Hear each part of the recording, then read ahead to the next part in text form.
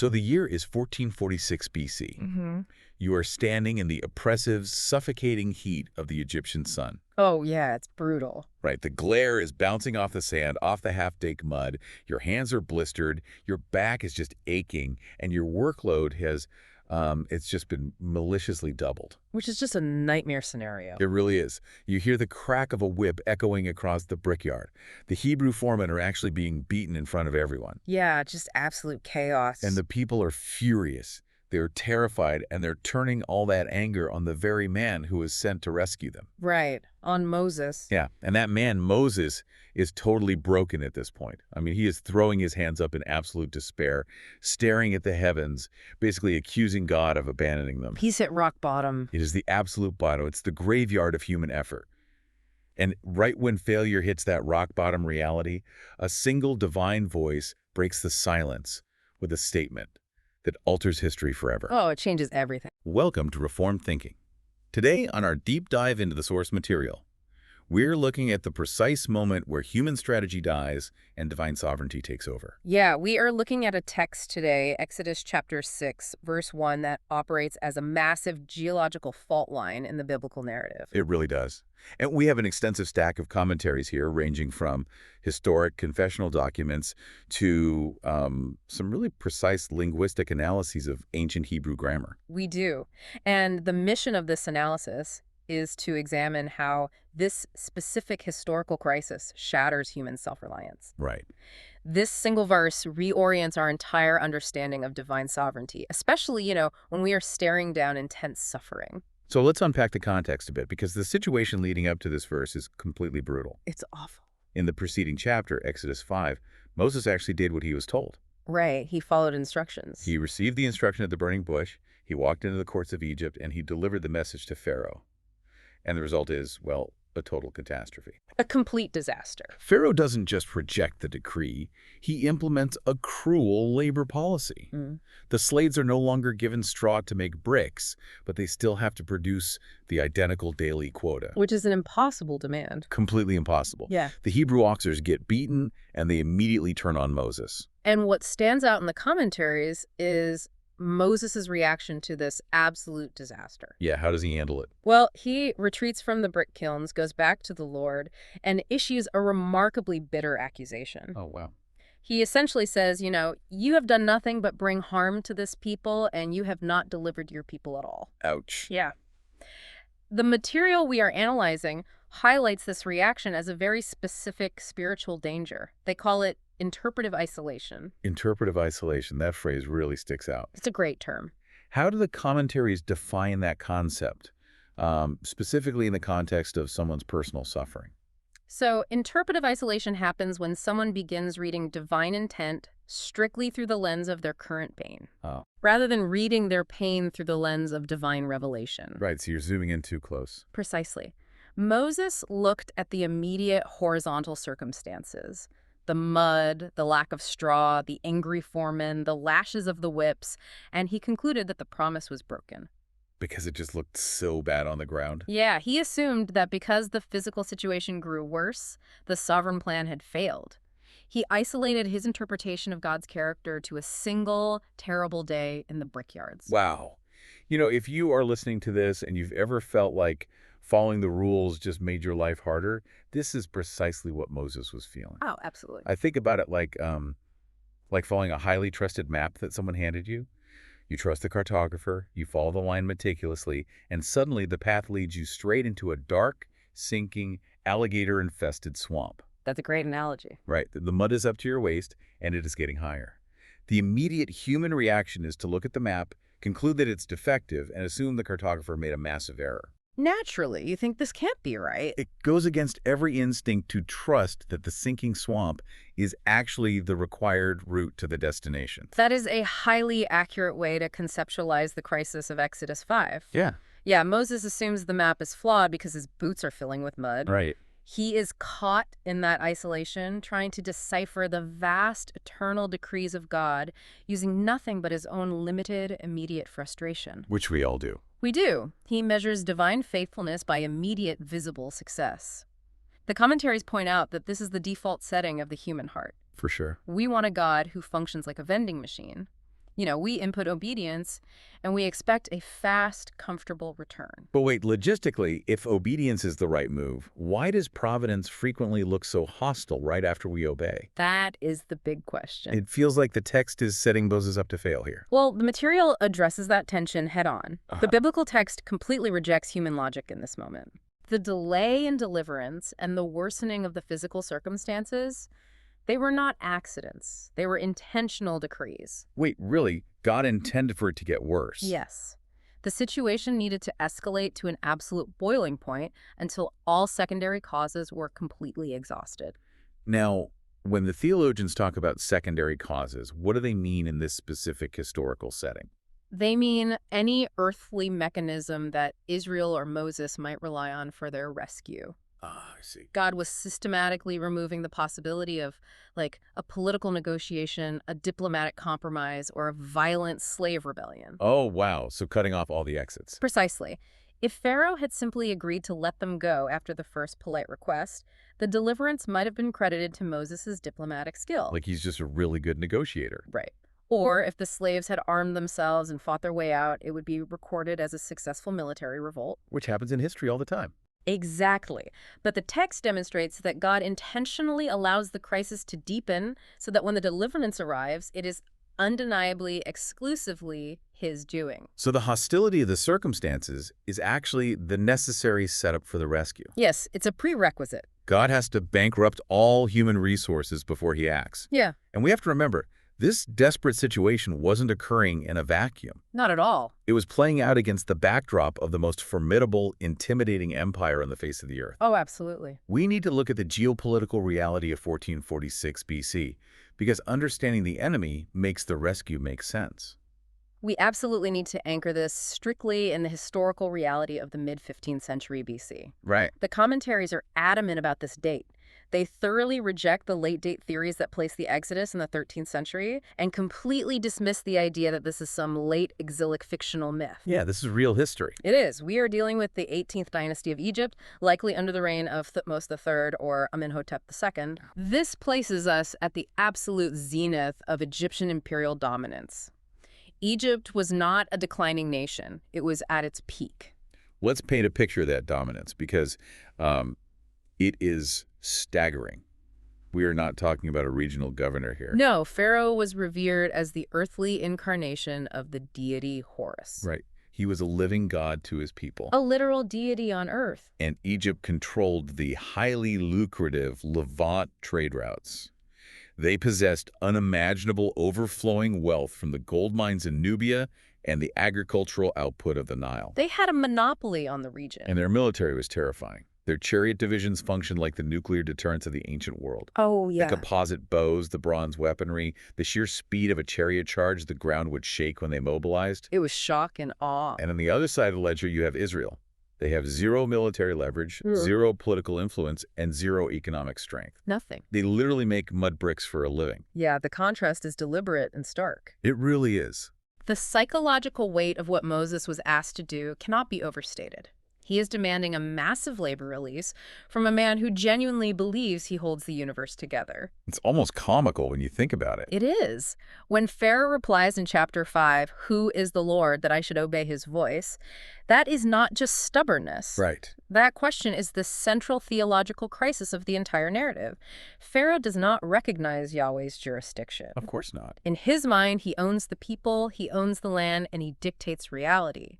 To Pharaoh, a local tribal deity from the desert is less than nothing. And the psychological warfare Pharaoh uses in response is chilling. It's so calculated. The commentaries detail how Pharaoh's labor policies, removing the straw but keeping the quota, were a highly calculated operation. Yeah, explain the straw thing, because that's crucial. Right, so making mud bricks in antiquity required straw as a binding agent so the mud wouldn't crack in the sun. Taking away the straw meant the Israelites had to scavenge for stubble across miles of harvested fields, losing hours of time while still having to hit the same production numbers. Just brutal. He wasn't just being mean. He was trying to teach the slaves a brutal lesson. Worship is impractical. It is economic and spiritual warfare happening simultaneously. Yeah. Pharaoh is weaponizing their labor to crush their hope. He wants them so exhausted, so beaten down by the daily grind of survival, that they cannot even comprehend the concept of liberty or the promises of a covenant. Just keep their heads down in the mud. The strategy is to fill their minds with mud and quotas so there is no room left for Yahweh. Pharaoh is proving, in real time, that he alone controls their survival, their food, and their future. But logistically, this whole operation makes no sense from a human standpoint. None at all. Moses walks in with a wooden stick and an ancient promise. Pharaoh has an invincible army, a massive bureaucracy, and total economic dominance. It's absurd. It feels like bringing a strongly worded letter to a tank battle. How could Moses possibly expect to win a physical confrontation when he is outmatched on every conceivable metric? Well, the lack of strategy is precisely the point the text is making. Really? Yeah, the narrative demands this massive mismatch. If Moses had an army, the story would be about military tactics. I see. Because he only has a stick, the text forces a complete linguistic and structural shift away from human failure and tactical planning, moving directly into raw, unmediated divine action. Which brings us to the specific wording of the verse we're examining today, Exodus 6.1. Yes, let's get into the text. Let's look at the grammar of grace here and the massive shift in redemptive time. The verse opens with this line, "Then the Lord said unto Moses, Now shalt thou see what I will do to Pharaoh." The linguistic analyses dive incredibly deep. Well, they look really closely into the Hebrew syntax of those first few words. Okay, what do they find? We have to focus on the temporal adverb used there, which is ata, translated as now. The authors contrast this specific word with the Hebrew word as, which translates to then. The choice of vocabulary here changes the entire tone of the narrative. Why does that specific word matter so much? Like, what is the functional distinction between now and then in ancient Hebrew? If the text had used as, it would imply a gradual, sequential progression of events. Okay, so kind of a slow rollout. Yeah, it would mean then eventually, after a few more meetings, this will happen. Right. But the Holy Spirit inspired the use of at. This word signals a sudden, cataclysmic, immediate shift in the timeline. Boom, right away. Yes, it means the period of patient negotiation is entirely over. The era of Moses trying to reason with Pharaoh is finished. Wow. The hour of absolute, unmitigated divine action has arrived on the scene. God is stepping out of the shadows and taking over the operation. Following that now, we get the verb phrase, thou shalt see.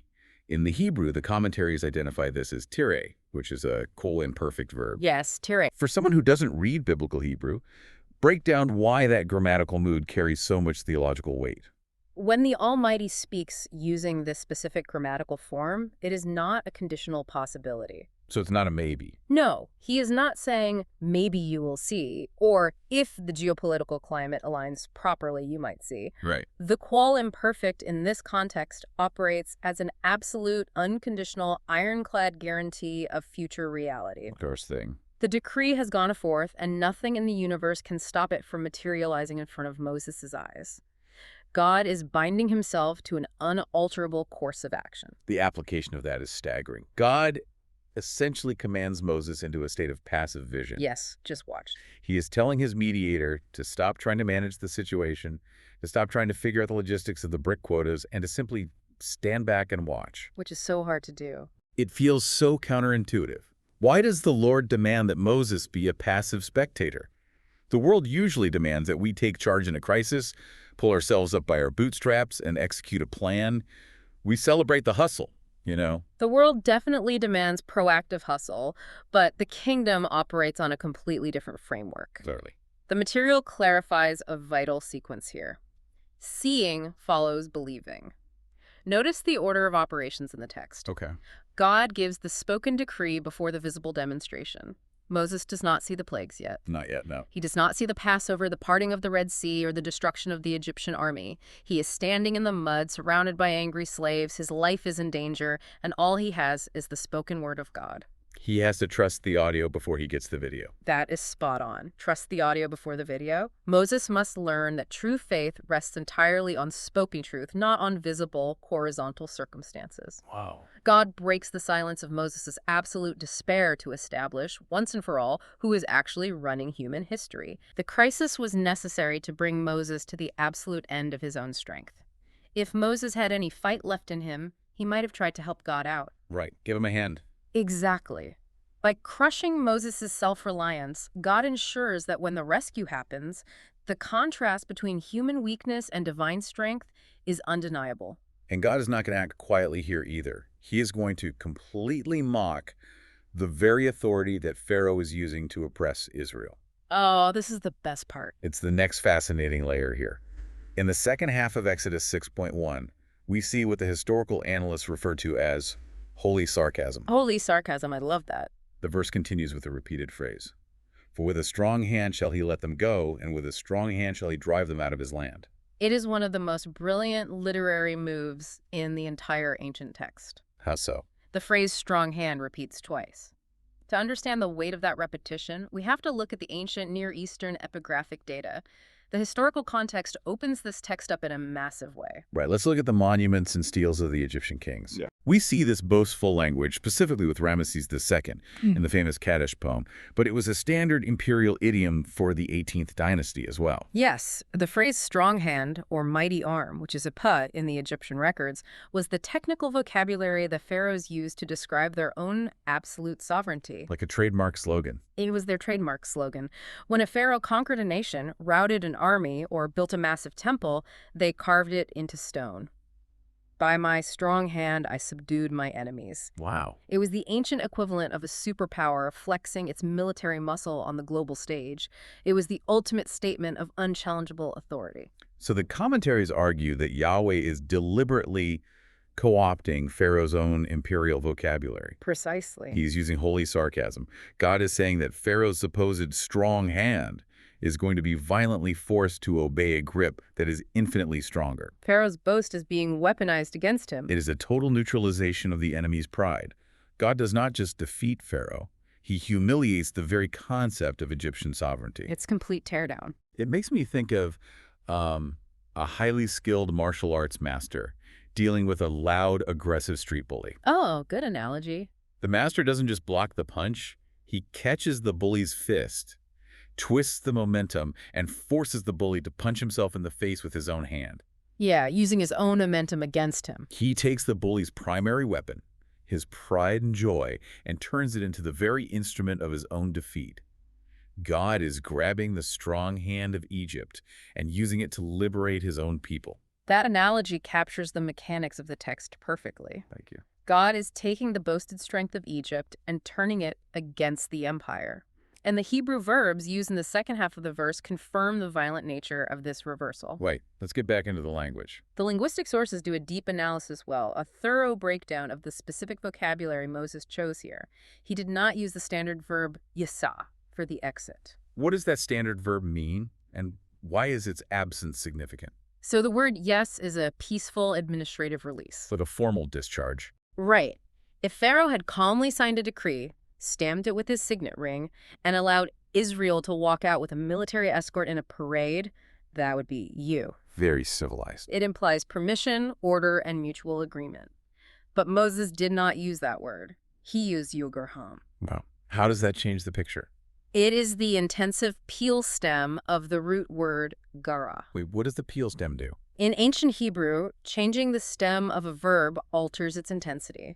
If the standard form is a polite request to leave, the peel stem is a violent, panicked, terror-stricken eviction. Oh, wow. That's a huge difference. It is the verbal equivalent of a bouncer grabbing someone by the collar and throwing them out into an alley. Good grief. The word is used elsewhere in the ancient text to describe severe divorce or the chaotic driving out of the Canaanites before an advancing army. So Pharaoh is not going to quietly sign a release form to save face. At all. Under the terrifying weight of the plagues, his pride is going to break completely.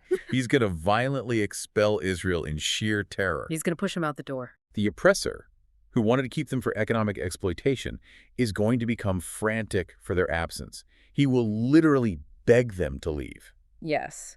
And that total unavoidable subjugation of Pharaoh's will brings us to the core theological heartbeat of our sources today. This is where it gets heavy. It does. This historical event is the foundation for a massive structural theology. We are moving into the discussion of monergism versus the illusion of human cooperation. This is where we need to define our terms clearly, because the commentaries explicitly frame Exodus 6.1 as a definitive, unshakable proof text for monergism. They absolutely do. For you listening, if you might be fuzzy on the terminology, let's break down the difference between monergism and synergism, using a concrete analogy. Okay, so monergism is the theological position that salvation, or in this case, the historical deliverance of Israel, is accomplished entirely 100% by the unilateral action of God. Unilateral meaning God alone. Yes, God works alone to achieve the rescue.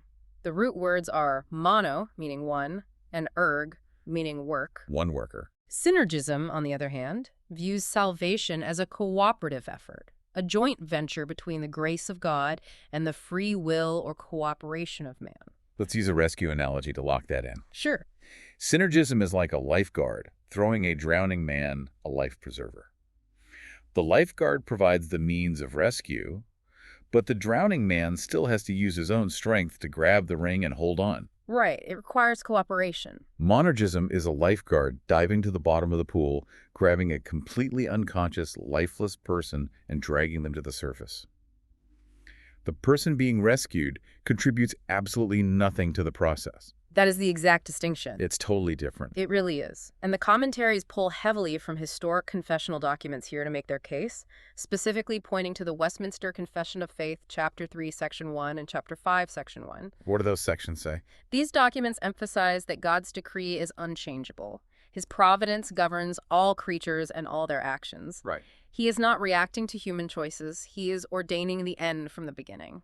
According to the framework provided by these reform sources, Pharaoh's will is not free in the ultimate sovereign sense. No. His will is entirely subordinate to the eternal divine decree. Pharaoh thinks he is calling the shots. He really believes he is. He thinks his refusal to let the people go is an exercise of his own supreme autonomy. He genuinely believes his strong hand is in control. Yeah.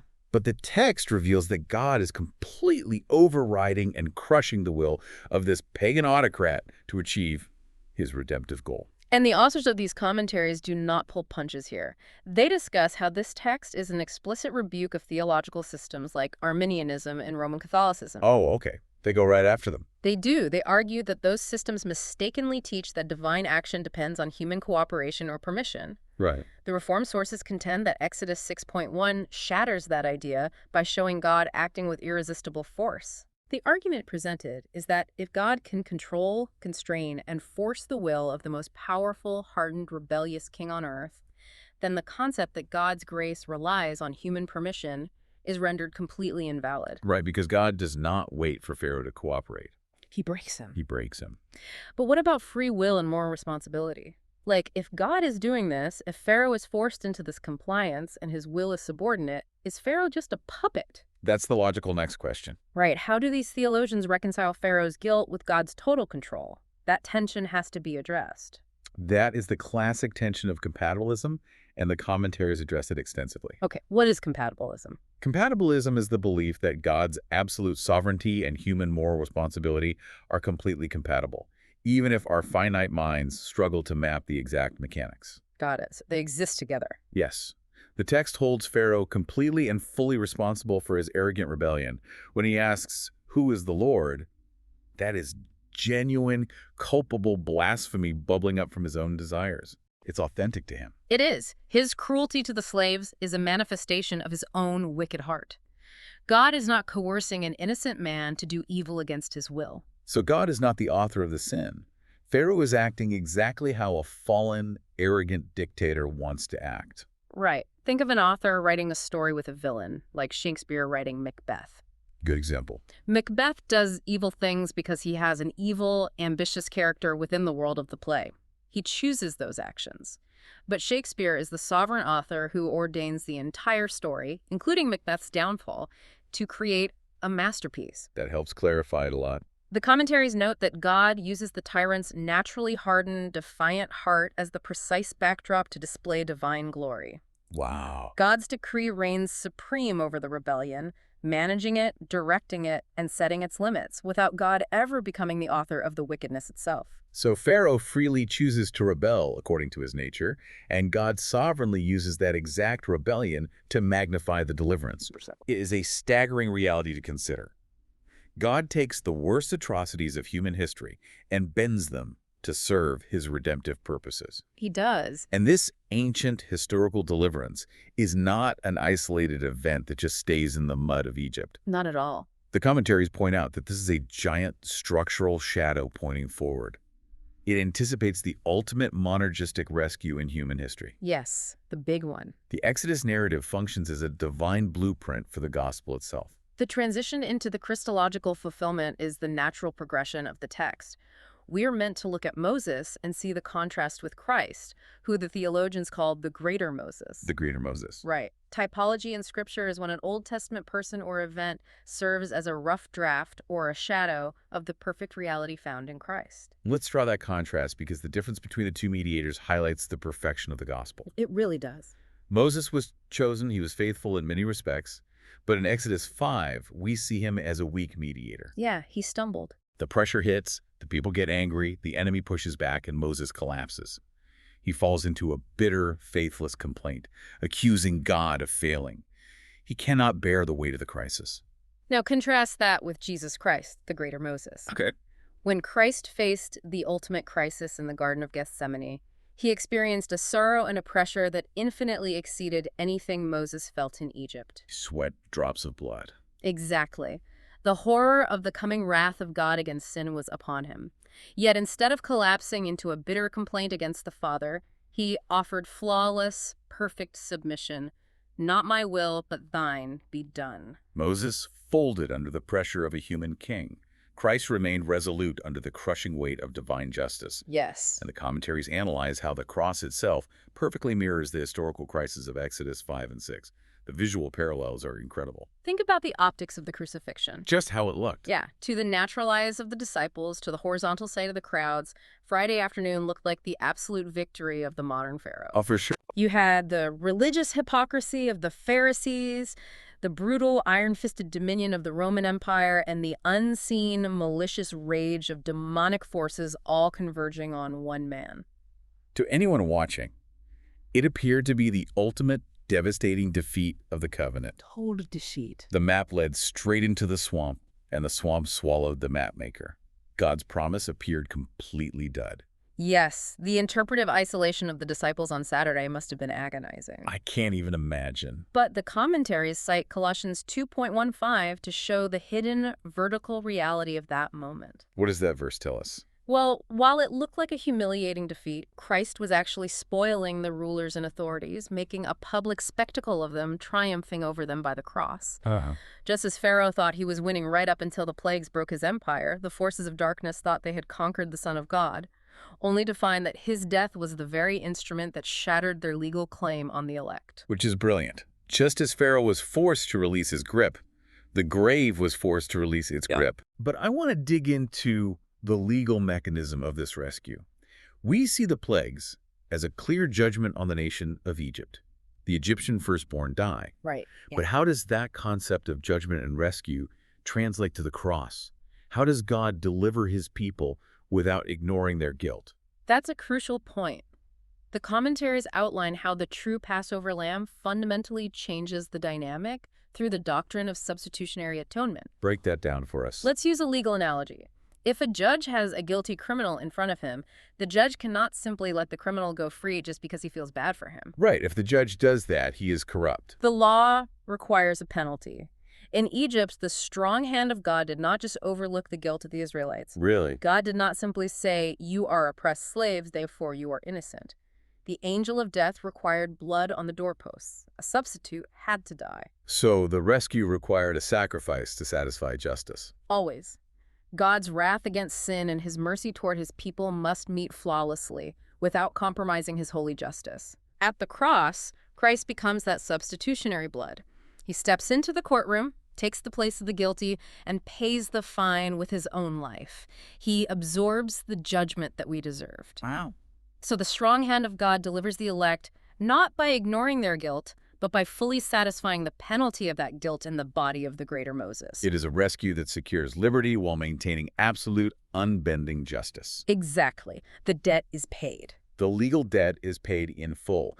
So if this is the blueprint for divine victory, if God works monergistically, if he uses the darkest, most hopeless moments to execute his greatest triumphs, and if he demands full reliance on his spoken word, how should this alter the way the modern church operates today? That is the million-dollar question. The authors of these commentaries draw a very sharp and honestly quite severe line from this ancient text directly to the modern church. They really do. The material applies this text as an unflinching critique of the contemporary church's behavior, Yeah. particularly the panic we see in the face of an increasingly secularized and hostile culture. Oh, the panic is real.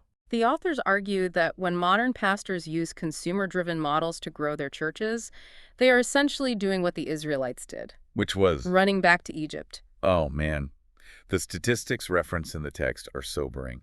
They point out that huge numbers of churchgoers express severe, paralyzing anxiety over socio-political shifts. We're terrified. The culture is getting darker, the legislative bricks are getting heavier, the cultural taskmasters are cracking the whip, and the church is terrified. And as a result, pastors admit to adopting pragmatic business growth models to try and keep the numbers up and keep people comfortable. The texts vehemently condemn this reaction. Yeah, they don't hold back. They describe it as running to broken cisterns.